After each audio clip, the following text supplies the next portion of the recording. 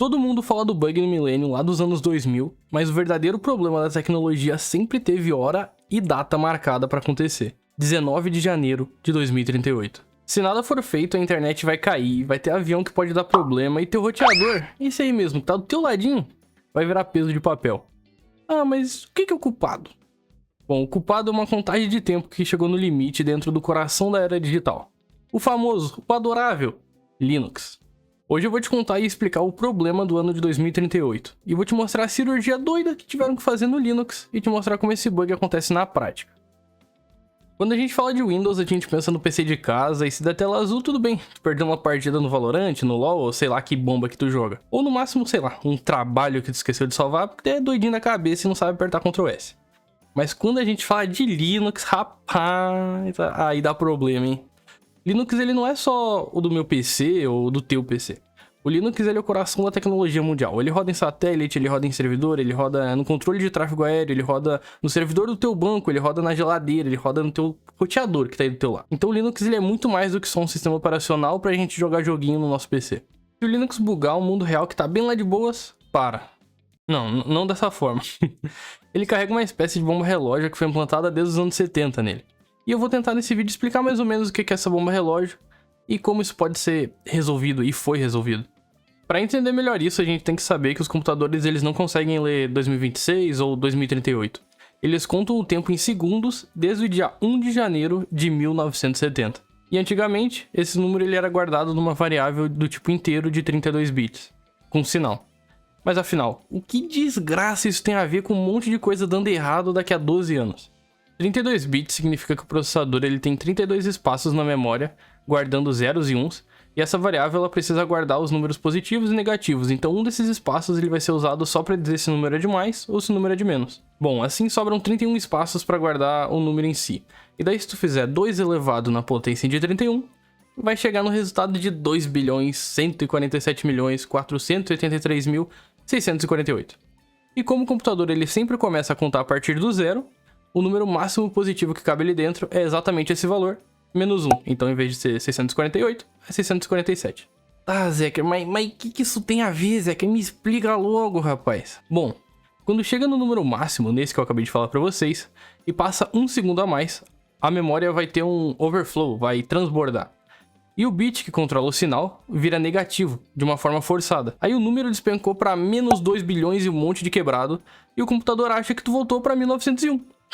E esse é o problema. Olha só isso acontecendo na linguagem C, que é a base do Linux. Aqui eu criei uma variável com exato segundo antes do limite de 2038, e depois eu adicionei 1 para esse tempo limite. Printei tudo isso, olha o que vai acontecer. Quando a gente compila e roda isso, ele estoura o limite e o tempo fica negativo. E se teu sistema de banco usa isso para calcular juros, por exemplo, acabou, fi. Aí é F. Agora olha que bizarro. Se tu tentar fazer a mesma bomba que tu acabou de fazer, só que no Rust, por exemplo, que é uma linguagem segura, o programa simplesmente vai entrar em pânico e vai falar: "Ei, irmãozão, pera aí, irmãozão, não pode não, ó, não pode não, ó, tem um erro aqui, ó, pode dar erro daqui a pouco, hein." E é por isso que pra gente fazer a mesma coisa em Rust, a gente vai ter que forçar o erro pra simular o C. E é por isso que a gente tem que usar esse wrapping add pra adicionar 1 na variável, chegar no limite e fazer um overflow, igual aconteceu no C, e transbordar e a gente voltar pra 1901. Uma linguagem segura como o Rust, ele acaba te protegendo, mas o kernel do Linux ele foi escrito em C há décadas. Até porque o Rust ele nem tinha sido inventado e provavelmente as pessoas empurraram isso com a barriga pensando: em algum momento, algum maluco vai mexer nisso e vai arrumar. Até porque na década de 70, 32 bits já era um luxo do luxo. E bom, foi exatamente o que aconteceu agora em 2020. Então o que os bandidinhos do Linux fizeram? Criaram a versão 5.6 do kernel, que foi lançada lá em 2020, que nem eu falei, e eles tiveram que fazer um malabarismo gigantesco. Eles criaram uma nova estrutura interna, trocando a variável de 32 bits para uma de 64, ainda com sinal, né? E daí tu deve ter ficado com a dúvida de por que não só tirar o sinal de negativo, usar uma variável sem sinal, para dobrar o tempo usando 32 bits ainda. E a resposta é até bem simples.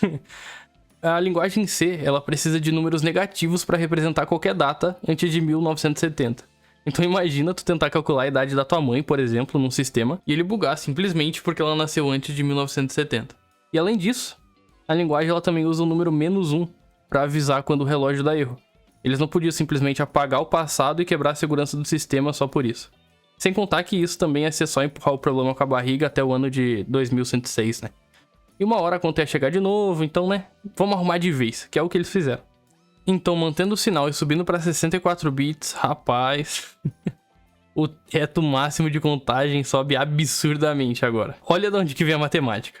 Em 32 bits, a gente fazia 2 elevado a 31. O limite era 2 bilhões e pouco de segundos. Quando tu passa isso para 64 bits... Nossa!